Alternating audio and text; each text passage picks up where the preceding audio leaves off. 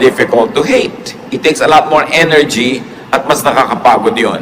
So madalay mga kapatid, para mas tahimik ang buhay, simplify. Kung kayang-kaya natin yung maluho, yung malaki, yung grande, maingay, talagang kapansin-pansin without sacrificing our peace, then go ahead. Pero kung masyadong magiging magulo, halimbawa, gusto nyo magpakasal, ang sobrang grande, ang gulo-gulo naman dahil ang dami-dami yung gagastusin, mangungutang pa kayo, simple na lang. Gusto niyo ng kasalan na mga garden wedding, ang mga panahon sa Pilipinas, hindi mo masabi. So para tahimik ang buhay mo, magplano ka na agad indoor. Kahit umulan, bumaha, tuloy ang kasal mo, hindi yung ang dami mong iisipin. Alam niyo yung stress ng mga gusto magpakasal outdoors? Pagka sinabi na ng Pag-asa na malami darating na bagyo, papray na ng papray, isang linggo pa lang bago ikasal. Lahat ng tao nagpagod kape-pray para sa kanila. Ang arte-arte kasi gusto pa garden. Kaya tuloy nahihirapan ng maraming tao.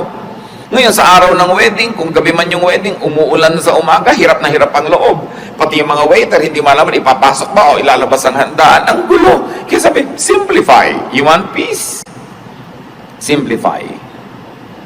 Simpleng damit. Yung iba sobrang gago ng mga damit. 5 yarda ang belo ng bride. Hindi na tuloy makalakad dahil sumabit na sa lahat ng silya, sumabit na sa carpet, nakaladkad na niya yung buong mundo. So ang hirap kasi masyadong maraming kaartehan. Kaya sabi dito, simplify. Better a simple meal rather than a feast. Magkakaroon lang pala ng hatred. Kayo na ang bahala mag-translate sa buhay niyo mga kapatid ko ano yung simple at alin yung magarbo. At alam nyo, nakakapagpagulo. Kahit sa andaan ko minsan, when you want a perfect na hain in more opulent homes, makikita mo kung paano nai-stress yung lady of the house na nakaupo with the guest kung yung mga katulong hindi marunong mag-serve. O nagkakamali, anong kutsarang inilagay dito, anong tinidor, saan inilagay si baso, nandidila talaga yung donya at kung pwede lang niyang kainin ng palihim yung katulong niya kasi yung reputasyon niya ang nakataya.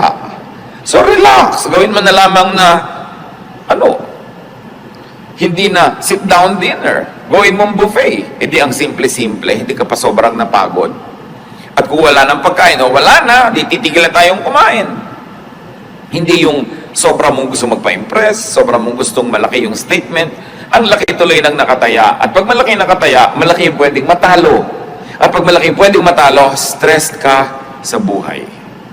It's better to simplify. When people try to be more beautiful than they really are, when people try to stand taller than what they really are, they have to work hard so much at hiding the truth. Hindi tuloy sila nakakapahinga. Mabuting simple, mas mabuti yung inaamin mo na lang yung totoo ka as much as possible. Siyempre, hindi ka naman pwedeng 100% na totoo. Diba? Meron ka namang ini-improve, which is normal. But alam mo dapat kung ano yung sobra na to, mapapagod na ako, this is no longer good for me and for everybody else around me. Simplify and your life will be much more peaceful. Proverbs 21:9. It is better to stay outside on the roof of your house than to live inside with a nagging wife. Siyempre, point of view yan ng husband. Dapat din pwede rin sabihin, than to live inside with a nagging husband, kung husband mo naman yung nagger. Alam naman natin na sa Middle East, ang mga bubong ay pwedeng tirhan kasi flat. Pag naglagay ka ng kaprasong bubong uli doon sa ibabaw ng bubong na yun, kaprasong dingding, yun na yung upper room. So it is possible. But what Proverbs is saying is, mas masarap yung tahimik kahit nag-iisa ka na lang, malayo ka na lang sa mahal mo sa buhay. Kung nagir naman ang lagi ang pinagkakagawa, kailangan tahimik ang buhay. Isang lesson dito mga kapatid, you want a peaceful life, don't nag. Mas marami naman talagang wives na guilty nito, pero hindi ito exclusive to women. May mga men, sila yung nagger. Don't insist on your own way. Bakit ba may nagnanag? Because somebody insists on your own way. Gusto ni Mrs. Pisang-pisa ang toothpaste. Yung walang natitira, hindi uka-uka, tuwid na tuwid. Gusto mo pala, di ikaw ang gumawa. What you want for yourself. Kung yung husband mo, gusto niya uka-uka, tabi-tabingi. Pareho lang naman kayo ng right bilang mag-asawa. Why impose on him na lagi niyang gandahan yung pisa ng toothpaste? Diba? O O gusto mo bumili kang dalawa, isa sa'yo, isa sa kanya. Tahimik ang buhay. But why impose your values on somebody else? Because you think you're better? Because you think you're superior? Kaya nagkakagulo mag-asawa. Because you impose. Gusto nung isa ang lamig-lamig ng aircon, gusto nung isa mainit, maghiwalay kayo ng kwarto. O wag na, wala na lang aircon para walang gulo. Yung gusto, yung isa ayos na ayos yung sa pinangkama, yung isa naman pagka sumakay sa kama, nagulo na lahat. Maghiwalay kayo ng kama. Ngayon, ayaw mo maghiwalay, tiisin mong magulo. Gusto mo pala mag-ayos ka, pero kung ayaw niya mag-ayos, don't impose. When somebody imposes, that's when stress becomes unbearable. Siyempre naman, yun namang mga asawa, lalo kasambahay, kung pwede kang makisama dun sa mahal mo sa buhay para siya sumaya, di gawin mo rin. Pero ang totoong may problema nun, hindi yung ayaw pumisa ng toothpaste ng maganda, yung nagpipilit na laging gandahan yun. Yun ang mas may problem. Dahil yun, hindi naman iniinsist sa'yo ng asawa mo, guluhan mo ang pagpisa. Siya, pumipisa lang, ganun lang. Pero hindi niya ini-impose sa'yo yung taste niya.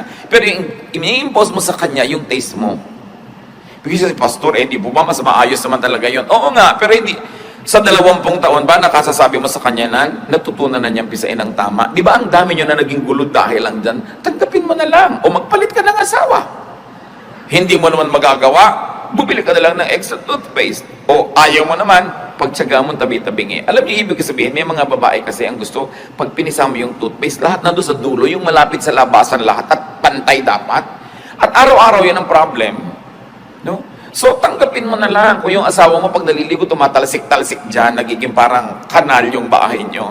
Kasi naman mag-away kayo, punasan mo na lang. O magdalawa kayo ng banyo, kung meron kayong budget. Pero hindi pwedeng i-insist mo sa kapwa mo kung gusto mo, kahit asawa mo siya. We were created as individuals with individuation. Don't nag, don't insist on your own way.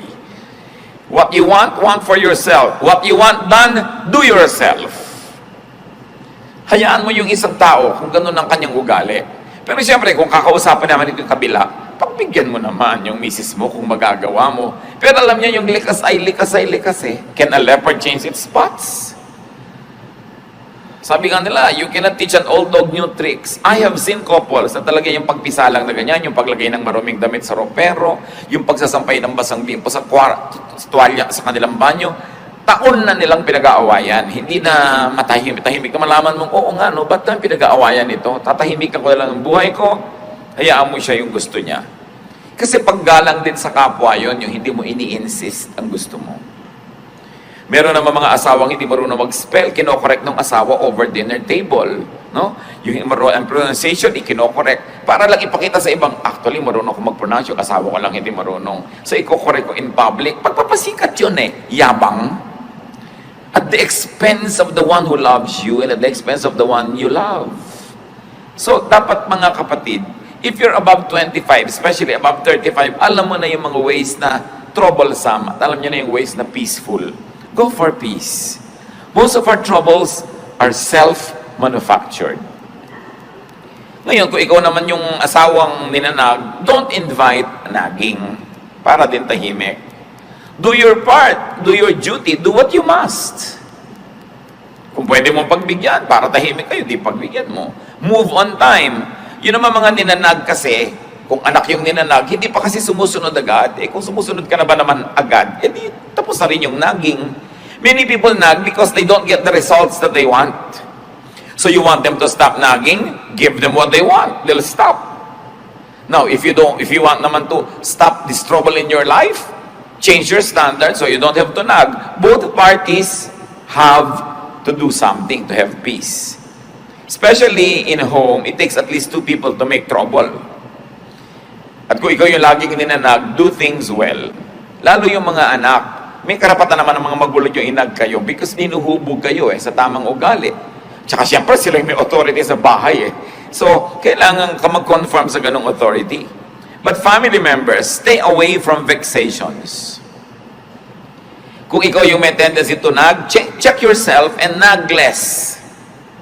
Change your standards. Value peace in the home more than your sense of orderliness or your sense of what should be.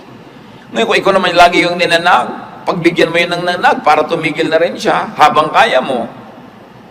Kung ikaw yung lagi na lang pinapaalalahanan, tandaan mo na para hindi ka napapaalalahanan. Mahalaga tahimik. Do not allow yourselves to be vexed. Sabi nga close the door that brings in the draft. Isang Arabic saying. Kung ano yung laging nagiging dahilan ng pag-aaway, solve nyo yon para matahimik na yon at matapos na once for all. Kasi alam nyo yung may trouble, lalo sa sambahayan, para ka naglalakad, nakasapatos ka na may bato sa loob. Masakit, mahirap. Why live with it when you can live without it comfortably? But it's only a matter of deciding that, yes, I'm going to value peace. More than the standards that I like, and probably more than my personal inclination, mas mahalaga that there's a climate of peace. If you have to choose, settle for physical rather than spiritual or emotional discomfort. Meron kang benefit. It will give you more money. It will make your life more comfortable. It will give you more things. Pero alam mo, dadalahin ang konsyensya mo, mababagabag ka, mahihirapan ang loob mo. Mas pahalagahan mo, kapatid, yung kalooban mo. Nothing outside the body can compensate for something that is sick inside it. Lalo kung espiritu o puso. So magbigay na, maglingkod, para ka nalang matahimik. Kaya i-insist mo lagi, this is my right, this is my right. Pero lagi naman kayo nag-aaway, sige na nga. Doon sa mga agaw-agawan ng mga magkakapatid sa mana, dapat pantay-pantay, eksaktong-eksakto. Pero sa pagpapa-eksakto mo, sobrang nagiging gulo dahil meron talaga mahilig manglamang. O kung hindi mo ikakamatay, ibigay mo na ng tahimik ang mundo. Lalo't alam mo na talaga makikipagpatayan siya, makuha lang niya yun. Ba't ka naman makikipagpatayan? Ibigay mo na lang. Lalo't hindi mo naman ikamamatay na ibigay yun para kayo tahimik. Alam niyo yung gulo, mga kapatid, expensive. You say, pagka naman ibinigay ko, mawawalan ako ng ganitong halaga. Pero pagka nung nawawala sa'yo na tumataas ang presyon ng dugo mo, nagkaka-stress ka, tumataas ang blood sugar mo, naapektuhan ang iyong kidney, naapektuhan ang iyong desisyon, naapektuhan ang itsura mo, yung mukha mo, may cost yun, hidden cost. Most of the time, we pay for those costs without knowing it. Na mas nalulugi tayo sa pagpipilit nating maging dapat makatuwiran, dapat yung right ko, dapat yung duty niya, dapat ganyan. Pero kakahanap mo nun, lalo tayo na maibigay sa'yo, gumugulong buhay mo, gumugulo din yung iba. Ang mahalaga, tahimik. Kaya ang sabi ng Panginoon sa Matthew 5:41-42, if a soldier forces you to carry his pack 1 mile, carry it 2 miles. When people ask you for something, give it to them. When they want to borrow money, lend it to them. Ang kahulugan lang nito, kung alin yung makakapagbigay sa ng kapayapaan, kahit merong konting cost, pahalagahan mo yung kapayapaan. Nung araw po, yung mga Roman soldiers, they could force any citizen of the countries that they conquer to carry their pack for 1 mile. So pag may mga nagmamarch na Roman soldiers, gusto niya ipadala yung gamit niya sa'yo, pwede niya talagang hingin yon 1 mile. Duty mo yon dahil citizen ka nung empire na yon. Pero sabi nga, pinipilit ka magdala ng 1 mile, gawin mo pang 2. Kung yun ay ikakatahimik ng buhay mo. Kesa pagpipilit mo na ayoko, pero gumulo naman ang buhay mo, dalhin mo na nakapag-exercise ka pa. Yung may umuutang sa'yo, tago ka ng tago, dumadaan ka pa sa bintana, halos magkahulog-hulog ka, nagkakasinungaling ka sa pagtatago, may ipapautang ka naman, pautangin mo na nung umalis na. Tahimik ka na, kesa ayaw umalis sa tapat ng bahay mo. Ang sinasabi lang ng Panginoon dito, maraming bagay na may halaga, hindi lang pera ang mahalaga. So kung yung pagpaparaya, yung pagbibigay, yun ang makakapagpatahimik sa buhay mo, yun na lang ang pahalagahan mo. Marami mo sabi, hindi yata dapat, hindi dapat. But look at your life, kung tahimik kayo. Kung payapa kayo. Kahit naman ayaw mong pumayag, pinipilit ka pa rin nila eh. Kahit tumatanggi ka, nandiyan pa rin hanggang hindi nila nakukuha yung gusto nila. So it's up for you to decide, which is more important to me at this point. Matahimik ako at mawala siya sa harap ko, o ipagpilitan ko na ayaw ko magbigay sa kanya. Another way, of course, to peace is to do your duty. Katulad nga nun, yung soldier, pinagbubuhat ka niya ng 1 pack for 1 mile, it's your duty, do it. Tulad din ng mga husband, hindi naman natin gustong konsintihin yung mga husband na ayaw ayusin yung paggamit nila ng mga banyo, pero duty nyo rin to please your wife. The Bible tells the husbands, please your wife.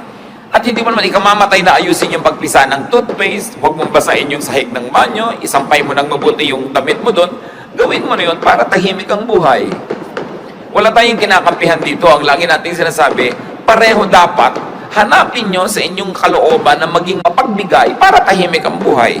Kasi ipinagpipilitan nyo yung gusto nyo, nasusunod nyo yung gusto nyo, pero magkaaway naman kayo, hindi kayo nag-uusap. Ikaw nga, natupad yung gusto mo, doon kayo sa ganong restaurant kumain, lahat naman ng kasabay mo ayaw kumain, walang gana, ikaw lang yung gusto kumain, mawalan ka rin ng gana. So dapat marunong ka magbigay para tahimik ang buhay. And of course, the Lord also teaches us to yield. Kailangan magparaya. Go beyond the call of duty. Yung mga iba, lampas ng oras ko ng trabaho. Wala ka rin namang gagawin. Ang traffic din naman. So, bakit hindi ka nalang magtrabaho dyan para may na-accomplish ka pa? Yung sabihin mo, lampas-lampas na yan sa duty ng isang anak o magulang o manugang. Mano namang lumampas ka? Kung nakapag-please ka, tumahimik ang buhay, namahal ka, kung lumaon, siya din lalampas dapat lang at magiging mas mabuti rin sa'yo. In other words, magpauso ka ng kabutihan. Kaya sinasabi na, if somebody forces you to walk 1 mile, walk 2 miles. No? Sabi pa nga ni Lord, sinampal ka sa kaliwa, ibigay mo pa yung kanan, ikaliligaya pa niya, gusto mo pa? Of course, it's a figure of speech. Isang pagmamalabis. Pero ibig sabihin lang, huwag ka masyadong matuos. Huwag laging compute ka ng compute, ay lugi na ako, lampas na. Kung kaya mo pa magbigay, ikaw pa yung magbigay para magpauso tayo ng climate of peace. No? Habang kaya. Because peace has a price. Trouble has a price. Pareho lang tayo magbabayad, doon na lang sa peace. Vexation has a very costly price. Yung hindi ka matahimik, no? Gulong-gulo ka, mahal din yun. So, kumisan binabayaran na lang natin, binibili na lang natin yung katahimikan natin para rin sa ikabubuti ng ating kalusugan. And then give. Because to give is also a form of yielding. Especially when resistance or refusal would mean vexation. Siyempre, titimplahin nyo kung ano yung ibibigay, up to how much. Lagi mo kasing tinitimpla, will not giving cause me so much in terms of peace? Will giving give me my peace? Kayo ang magtimpla nun. Siyempre, ang ending dapat panalo. In the sense na tahimik ang inyong buhay. Learn from the bamboo. Bihirang kawayan ang nababali pagka mayroong bagyo kasi nagbibigay. Pag malakas yung hangin, yumuyuko lang siya. Yung mga punong matitigas, yan ang mga nababali kasi lumalaban sa hangin. There is wisdom in yielding.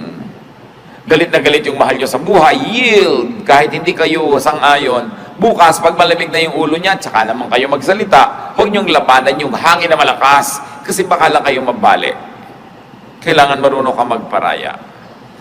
Isa pa sinasabi sa 1 Timothy 6:6-7, para tayo payapa. And religion does make your life rich by making you content with what you have. We didn't bring anything into this world, and we won't take anything with us when we leave. At totoo nga naman, wala kang dala sa mundo, wala ka ring dadalhin pag alis mo rito. So kailangan daw ang tao merong contentment. Learn contentment. Have what you like, if you can have it. But if you cannot have what you like, learn to like what you have. Then tatahimik ang iyong buhay. At kailangan ng tao kontento. Mataas ang pangarap mo, pero kung sa kadinala ng kakayahan mo, magsaya ka na doon. Mangarap ka uli, reach out further, pero kung sa kalang dinala ng araw na biyahe mo, doon ka lang nakarating, learn to be happy with it. Because you will always, if you will always desire for what you do not have, if you will always complain for the things that are not within your reach, you will only be miserable. Hindi lang nadadaan sa pagkain, sa clothing ang buhay, marami pang iba. Sabi sa Luke 12:13, life is more than food or clothing. Siyempre, metaphor yan, isang talinghaga, yung food and clothing for all the material things that we desire. Sabi, well, okay, plant so you harvest, reach out, far, wide, Pero kung doon ka nalang dinala ng buhay, sa kabila ng pagsisikap mo, mahalin mo kung anong binigay sa'yo ng Panginoon, appreciatein mo kung anong kalagayan mo ngayon.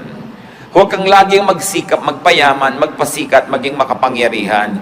Kasi yung pagyaman, pagsikat, pagiging makapangyarihan, hindi yan garantiya na lagi kang mas sasaya kung mas sikat, o mas mayaman, o mas makapangyarihan. Ang problema ko minsan sa yaman, kailangan mo uli ng napakaraming yaman to maintain it. Kaya ang problema sa kapangyarihang natikman, kailangan mo ng mas marami pang kapangyarihan to maintain it because somebody else likes it. And in getting it or keeping it, a lot of trouble can come into your life. 1 Timothy 6, 8 to 10. So we should be satisfied just to have food and clothes. People who want to be rich fall into all sorts of temptations and traps. They are caught by foolish and harmful desires that drag them down and destroy them. The love of money causes all kinds of trouble. Some people want money so much that they have given up their faith and cost themselves a lot of pain. Sabi, kailangan maging satisfied ka with simple things. Yung sinasabi namang food and clothes, talinghaga sa simple. Hindi sinasabing magpakasimple ka na lang all your life, pero kung yan na lang talaga ang narating mo na hindi mo sinacrifice ang pagiging mabuting tao, ang pagiging anak mo ng Diyos, well, learn to be happy with it. Sabi yung sobrang pagnanasa na yumaman o magkaroon ng sobrang higit-higit sa kailangan naman nila, na ububulid lang sila sa napakaraming mga gulo. Natatrap sila ng kanilang mga kung ano-anong pinagkakagawa para lang makuha nila ang kanilang mga gusto. The trouble with having a lot of wealth is that everybody else wants it, so you have to keep fighting them to keep it. The same with power, the same with fame. Same with beauty. Pag binayayaan ka ng Lord ng kagandahan, masatisfy ka, at kung na-maintain mo yan sa parang hindi naman nasisira ang kalusugan mo, buhay mo, budget mo, well, do it. Pero kung nasisira na yun, hayaan mo nang tumanda ka. Diba? Kesa naman sa umabot na yung pusod mo sa pisngi mo, akala ng mga tao, dimple. Eh, yung pala talaga namang sobrang operasyon na pinagkakagawa mo, tanggapin mo na may edad ka. Tahimik naman yung buhay mo kasi hindi yung natatakot ka, baka kung ano yung pinaglalagay mo sa katawan mo, tapos ngayon, tumatabingi na siya, nagkakaliko-liko na siya. Yung mga tattoo mong kilay nagiging berde na, yung mga inimplant na sa'yo umiimpes, lumalakad na yung mga kung ano-anong bahagi ng anatomy mo, di ba magbubuluhan ka nun? So kung konting ayos, may effect, pero dapat alam mo kung ano yung magbibigay sa'yo ng gulo at huwag mo na lamang pagsikapan yun. Opt for peace more than for beauty. No? Kasi yung nagpapaganda pa ng sobrang maraming repair ginagawa, napagtatawa ng patuloy pagka nagkakamali-mali na yung nangyayari sa mukha niya. Alam niyo naman nagtatawa naman, mga inggit kasi yun eh. Kaya lagi natin pinagtatawanan yung mga nagkatabi-tabingi. Tumabingi. Ingit ka lang kasi hindi mo na-afford. No? So, all form of criticism comes from envy. Dahil kung talaga makadiyos ka, may tumatabingi yung mukha, maaawa ka dapat. Pero ba't mo pinagtatawanan? Ingit ka siguro. Kung hindi man ngayon, noon, kaya tuwang-tuwa ka ngayon na mas maganda ka pa. So, buti pa ako. Di ba ganun yun? Buti pa ako, hindi tumabingi yung mukha ko. So, analyze din natin sarili natin, baka meron tayong envy. Pero mahalaga mga kapatid, to be satisfied. Di ba? Kung 45 na yung bus line nyo, tama na. Anong gusto nyo? 90? Yung iba talagang wala na, nasusubsob na halos, ayaw pang tumigil. No? Hindi natitigil kung ano pinaggagawa sa katawan. Hindi lang sa physical repair. Yung sobrang honor na, gusto pa, nagngangangalngal dahil 99 yung grade. Ano ka ba? 99 na nga, yung kasunod mo, 88 pa lang, tapos ang lungkot mo pa, dapat matuto na tayong sumaya. Kung yun na yung best natin. Ito na yung buhay na naibigay sa inyo ng asawa nyo. Dati, ikaw ay isang may bahay na walang bahay, no? So, hindi ka na nagkabahay kahit kailan. May asawa ka naman, di sumaya ka na. Kasi may bahay na wala naman siya katabi, wala naman siya kapiling sa buhay. Yun ibig sabihin, count your blessings. You are not better than the other person. But what's important is for you to count your blessings. Siyempre, kung marami kang anak, laging halos wala kang pera, ang dami mong binabayaran, matrikula, gastos, pero dumadami naman yung tao na nakapaligid sa'yo, tumatanda ka, meron kang mga kasama sa buhay, nagkakaapo ka, kanya-kanyang blessing yan, kanya-kanyang bilang, kanya-kanyang pagsisikap na maging kontento sa buhay. It's very important to be happy. Hindi ka masyadong matangkad, huwag ka nang malungkot, at least hindi ka tatamaan ng kidlat. Kasi yung matataas ang tinatamaan ng kidlat, di ba? Lagi mo, merong blessing ang buhay ko, I will be happy with it. I will celebrate what God gives me. Hindi naman ibig sabihin ng kontento, wala ka ng pangarap at wala ka ng pagsisikap at ambisyon. Yes, dapat mag-ambisyon, mangarap, pero kung hanggang doon talaga ang narating ng kaya mo, accept it, and then celebrate it.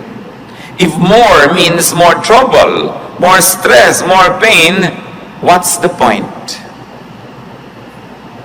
Sobrang lumaki nga ang kita nyo mag-asawa, pero nagkahiwalay na kayo forever. Hindi ba kayo pwedeng mabuhay ng konti lang, pero masaya naman kayo? Pinipili. Hindi lang pera ang mahalaga. Merong mga mag-asawang hindi na nagkasama kahit kailan dahil puro laging palaki ng palaki ang babayaran, kukuha ng uhulugan, babayaran, hanggang namatay na yung isa, o kung ano na yung nangyari, hindi na kayo nagkasama. What's the point? Hindi ko naman sinasabi, huwag kayo maghiwalay para maghanap buhay, pero hanggang kailan? When do you stop? When is enough? Enough. Ang tao dapat natuto ng contentment. The length of one's life is constant and limited. More power, more money, more beauty doesn't mean more enjoyment. Mas marami pa nga nagpapakamatay na maganda kaysa hindi maganda. Mas marami nagpapakamatay na tagumpay kaysa bigo. Mas marami nagpapakamatay na mayaman kaysa mahirap. So nakikita natin, hindi naman masamang yumaman o maging sikat o maging makapangyarihan. Pero kung hindi naman yun ukol para sa inyo at sobrang hirap para lang i-maintain, what's the point? Nakikita nyo, di ba ang mga bundok, iba-iba yung height? Pero ang totoo, pag tinignan nyo yung earth from far, far away from the moon, parang bilog, ibig sabihin, hindi naman kita yung agwat ng mataas, mababa, parang pantay lang. Ganon din tayo mga tao. Pantay-pantay din tayo. Mukha lang tayong hindi pantay-pantay pag tinitingnan natin sa malapit. Pero sa malayo, pare-pareho lang tayo na hindi natin alam kung gaano tagal-tagal tayo mabubuhay. At kung naging maingat tayo, malusog at pinalad, pare-pareho siguro lang na ang buhay aabot hanggang 90, 100, kung sobrang mahaba, 110. Pero wala namang mabubuhay ng 1,000, 2,000 years. Pare-pareho lang. In other words, what am I trying to say? No? Why bother to have more property than others when pare-pareho din naman kayong mamamatay? Why bother to be more beautiful than the other person na pareho lang naman kayo na hinihintay ng kabaong? Hindi masama kung madaling mangyari sa buhay mo yung mga yon. Pero kung sobrang ibinabayad mo in terms of internal trouble, wag na lang. Live your life. Kasi kung nabuhay ka ng 70, 80 years, pero ang laking percentage yun, lagi kang nagkukumahog, lagi kang nai-stress, lagi kang naghahabol, lagi kang nagkukompete. Tapos yung isa, tahimik lang yung buhay niya. Kumikita ka halimbawa ng times 100 ng income niya, pero mas marami siyang katahimikan, mas marami siyang tawa sa buhay, mas marami siyang oras sa maglibang, magsaya kasama ng mga kamag-anak niya, mas marami nga yung pera mo, pero pareho rin naman kayong tig sa 70, 80 years lang eh. Pero ang totoo noon, mas nag-enjoy siya. It doesn't follow that when you're poorer, you enjoy more. What I'm trying to say is, if by trying to get more and more and more, you already begin to be troubled, it's not worth it. Ang pahalagahan mo, mas tahimik. Meron kang sasakyan, sarili mong sasakyan, pwede mong ipasada ng 20 hours a day. Ang dami mong kita, pero pag ipinasada mo siya ng 8 hours a day lang, may oras ka sa pamilya mo, may oras ka magpahinga, bakit mo papatayin ang sarili mo? Madadali lang ang buhay mo. Dapat alam natin when to stop. Ecclesiastes 3:12-13, I know the best thing we can do is to always enjoy life. Because God's gift to us is the happiness we get from our food and drink and from the work we do. So ang itatanong mo, mag-e-enjoy ba ako dito? Mag-e-enjoy ba mga mahal ko sa buhay? Mag-e-enjoy ba kami? Kasi kung ang tanong hindi naman, why do it? Mag-organize na ang laki-laki-laking party. Pero mag-e-enjoy ba tayo to do it? O may stress tayo, mangungutang tayo, manghihiram tayo ng kung ano-ano? Why don't we just simplify? Gusto natin ng napakamahal na kasalan, mag-e-enjoy ba tayo o nagwo-worry tayo? Habang ginagawa natin yon, ang alalahanin natin ay bayarin. Gusto natin ay ganito kalaking bahay, pero mag-e-enjoy ba tayo habang ginagawa yan o magkakautang-utang tayo at magkakagulo-gulo? What's the point? Minimize pain. That's what's important in life. Study history. Sa palagay nyo ba yung mga karaniwang magbubukid at yung mga presidente ng mga republika, sigurado kayo na mas nag-enjoy yung mga presidente? Hindi nyo kayo sure. Hindi masama maging presidente, pero kung makikipagpatayan ka sa mga kaibigan mo, makikipagtakwilan ka sa mga kamag-anak mo, kailangan pang pumatay at mandaya at magsinungaling, what's the point? Achieve as much as you can as long as it doesn't sacrifice your relationship with your God, with your loved ones, and with your fellow men. Pero kung ibabayad mo na yung mga higit na mabubuting bagay, what's the point? Minimize pain by minimizing your needless desires.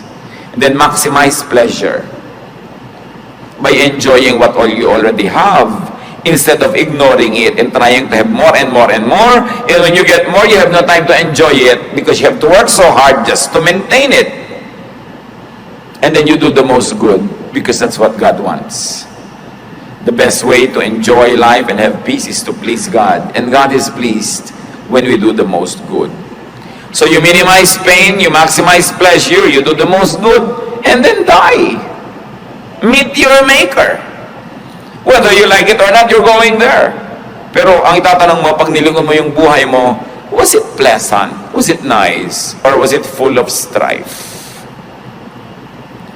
Baka sa sarili mong libing, hindi mo lang makipaglibing ang kapatid mo dahil inagawan mo siya ng mana. Is it worth it? Mas humaba ba talaga yung buhay mo kaysa sa kanya? Mas sumarap ba talaga ang pagkain mo? Pwedeng sumarap, pero mas may gana ka ba kaysa sa kanya? Pwedeng nakabili ka ng mas magandang bahay, magandang kwarto at kama, pero mas mahimbing ka nga ba talagang matulog dahil lang nagkaroon ka nun? Pero kung binabagapag ka pa ng budhi mo, wala ka pa naging mga kaibigan, nakagalit mo pa yung dati mong mga kaibigan, is it worth it? You should know when to stop.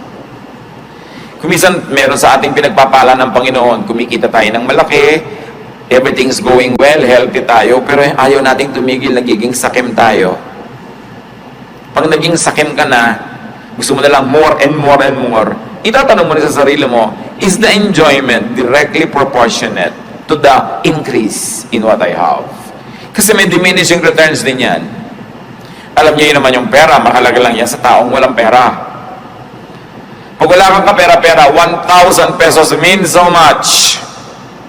Kaya pagka yung may mga 13th month pay, pagka end of the year, yung ibibigay mong 13th month pay, magkano? 10,000, 20,000, whatever it is. Sayang-saya yung pamilya, nagkakagulo kung anong kakainin at gagastusin nila. Pero kung ikaw na yung may-ari ng kumpanya, ang totoo, kahit 3 million pa yung madagdag sa pera mo, baliwala na eh. Nadagdag lang sa salansan mo, nadagdag yung number, but it doesn't give you as much happiness and pleasure kasi yung mga empleyado mong tuwang-tuwa dahil nakabili ng pagkaalat-alat na hamon. Hindi ko mas maraming pera, mas may enjoyment.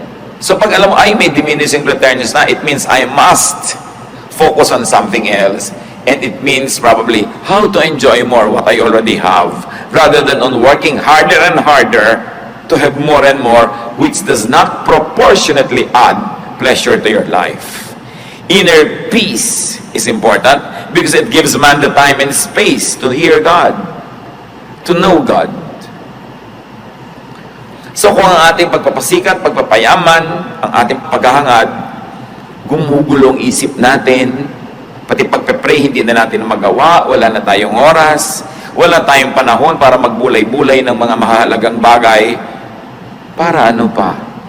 When you don't hear God and know God more, you will lack the peace that you will need in this life. So know when enough is enough. Psalm 46:10, our God says, "Calm down and learn that I am God." Who will learn that God is God? Those who are calm, those who are peaceful, those who are quiet. But when your quests take away the calm, the peace, the quietude, you will have vexation. The more vexed you are, the less of God you will have, because it takes peace to know God. And when you make it your priority to have peace, you know God more. Knowing God gives you more peace.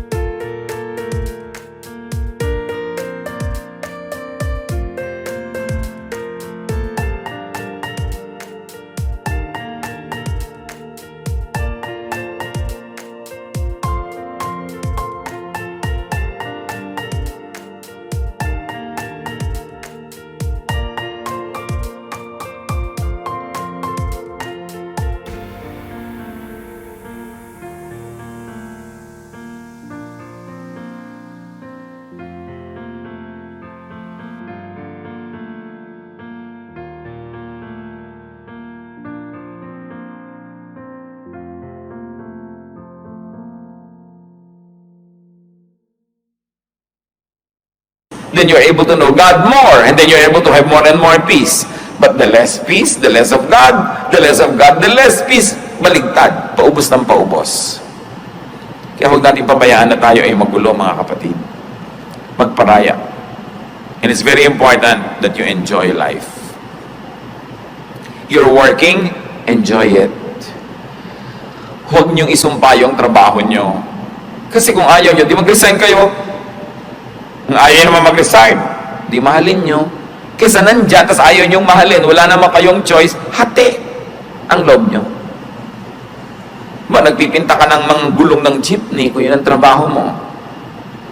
Tas naiinis ka, nagagalit ka sa buhay mo, inuumpog mo yung sarili mo habang ginagawa mo yun. Pero kailangan mo rin namang gawin, lugi ka, dahil ginawa mo, tas hindi ka nag-enjoy.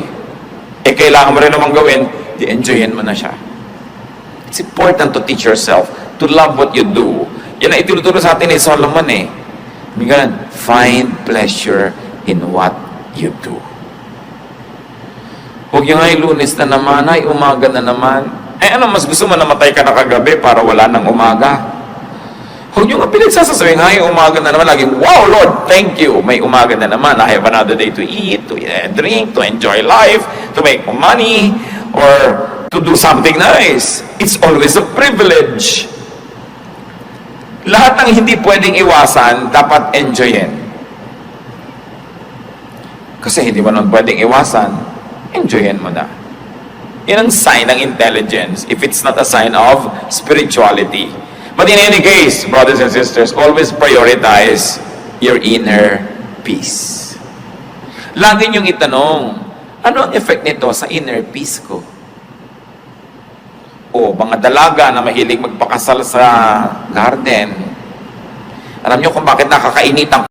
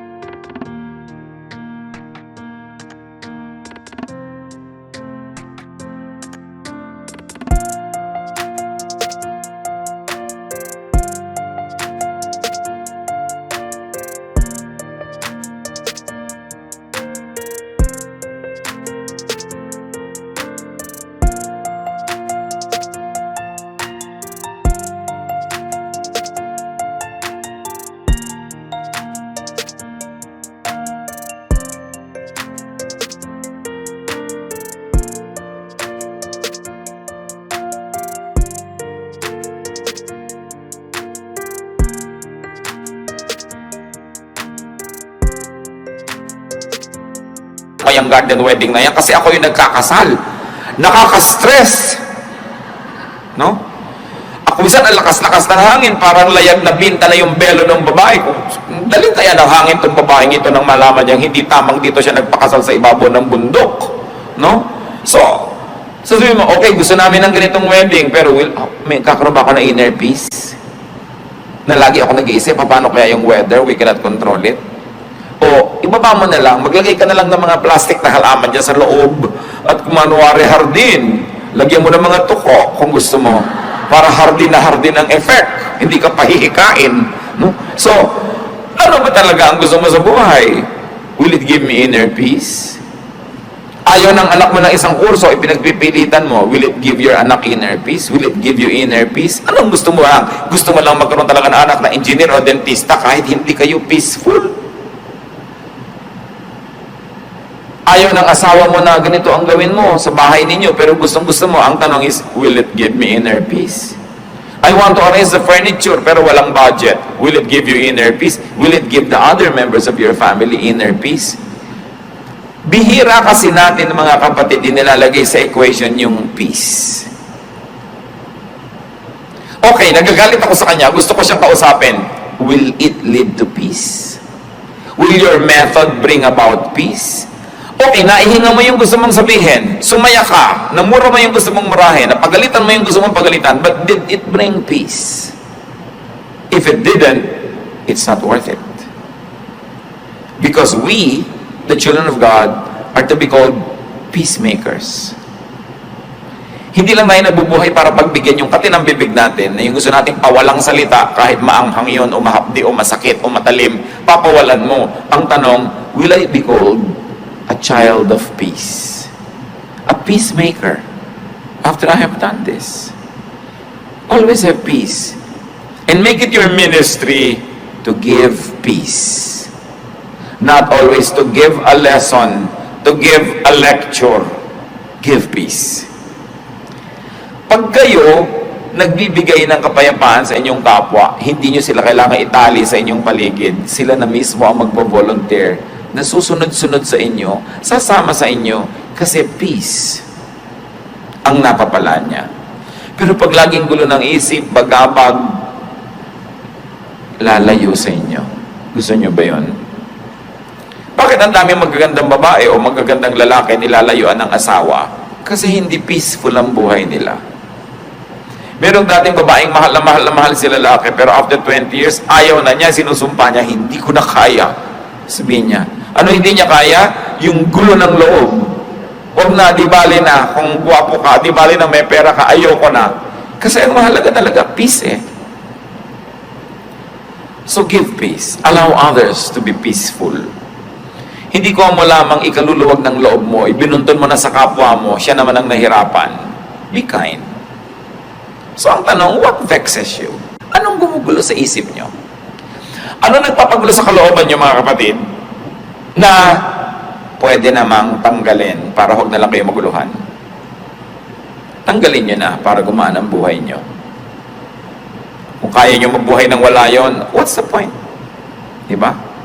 Kaya mahalaga yung confession, you confess to God because you have peace.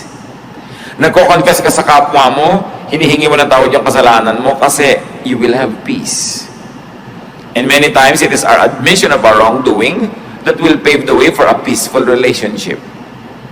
Pahalagahan natin yon. No? Hindi lang magkaroon ng pera, hindi lang makabili ng ganito at ganon, kundi tumahimik ang ating kalooban. Maiksi ang buhay ng tao. Kahit bigyan ka pa ng 100 years, what is that compared to eternity? Sayang ang bawat araw at bawat sandali kung sa halip na tahimik ay magulo. Sayang ang lahat ng ating paghihirap kung ang magiging ending, magkakagulo lang, magkakagalit lang ang mga tao. It's pointless. God is God of peace. And if there's one gift that God would like us to enjoy, it is a life of peace. But for us to enjoy it, we must be able to identify the causes of vexations and troubles, and in the name of Jesus, get rid of them. Open your hearts up to God and allow His methods of peace, His ways of peace, which is to be humble, to be kind, to be contented, and to be willing to be corrected. Don't always insist on your own way. Sabi sa Corinthians, love does not insist on its own ways. Mas pilitin natin na maging mapagbigay kesa mapag-impose. Mahirap kasama yung laging gusto niya siya ang nasusunod. Pwedeng masunod siya ng masunod, but after a while, wala na rin susunod sa kanya. Mawawalan ka na rin ang kasama. Don't always impose yourself. Give peace to people who think otherwise, who like something else. Kanya-kanya lang ng panahon, bigayan dapat ang buhay, lalo sa mag-asawa at sa pamilya. Ama namin Diyos, siyasatin niyo po ang puso namin ngayon kung kami po ay payapa, kung tahimik ang aming buhay.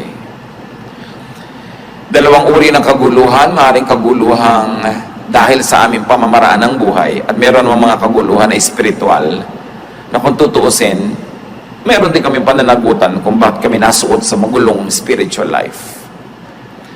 Pakita nyo sa amin ang mga pagkakamali namin para maituwid, Panginoon.